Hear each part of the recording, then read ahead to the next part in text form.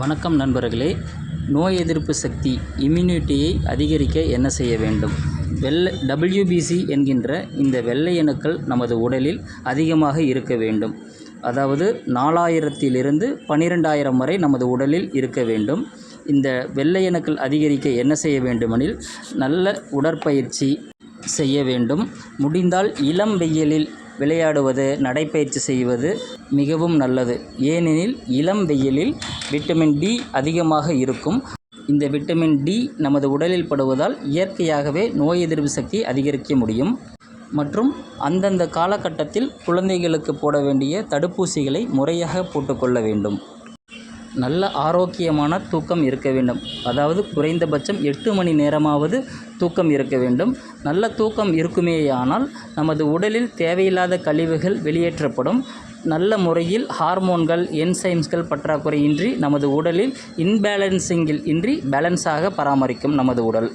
மற்றும் vitamin C நிறைந்த உணவுகள் பழங்கள் அதிகமாக எடுத்துக்கொள்ள வேண்டும். கொய்யாப்பழம், நாவல் பழம் அதிகமாக சாப்பிட வேண்டும். மற்றும் அந்தந்த சீசனில் கிடைக்கக்கூடிய பழங்கள், காய்கறிகளை அதிகமாக சாப்பிடலாம். குழந்தைங்களுக்கு தினமும் ஒரு பழமாவது சாப்பிட பழகிக்கொள்ள வேண்டும்.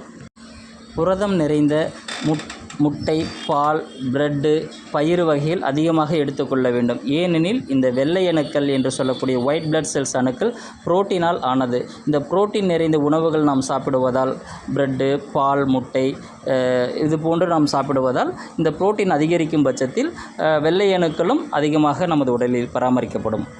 மற்றும் பெரியவர்கள், குழந்தைகள் ரெஸ்ட் ரூம் மற்றும் வெளியே சென்று வந்தால் கைகளையும் கால்களையும் முறையாக சரியாக கழுவ வேண்டும்.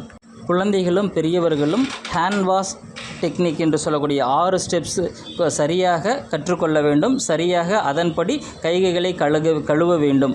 நகம், மணிக்கட்டு, கட்டை விரல், கைகளின் இடுக்குகள் போன்றவற்றை சோப்பு கொண்டோ அல்லது ஆன்டிசெப்டிக் கொண்டோ 30 நிமிடங்களிலிருந்து 1 நிமிடம் கட்டாயம் கைகளை கழுவ வேண்டும். அப்பொழுதுதான் அந்த சோப்பில் உள்ள ஆல்கலைன் காரத்தன்மை பாக்டீரியா, ஃபங்கஸ், வைரஸ் போன்றவற்றில் அமிலத்தன்மை இருக்கும்.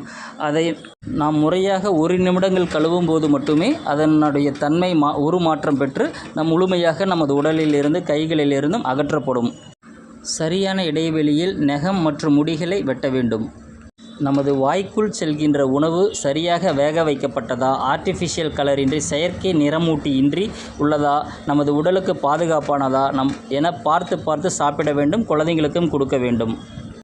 இவ்வாறு நாம் கடைபிடித்தால் நோய் எதிர்ப்பு சக்தியை அதிகரிக்க முடியும். ஏற்கனவே நமது உடலில் உள்ள நோய் எதிர்ப்பு சக்தி குறையாமலும் பாதுகாத்து கொள்ள முடியும். நன்றி நண்பர்களே. மற்றொரு பதிவில் பார்ப்போம். லைக் பண்ணுங்கள், ஃபார்வர்ட் பண்ணுங்கள், சப்ஸ்கிரைப் பண்ணுங்கள். நன்றி நண்பர்களே.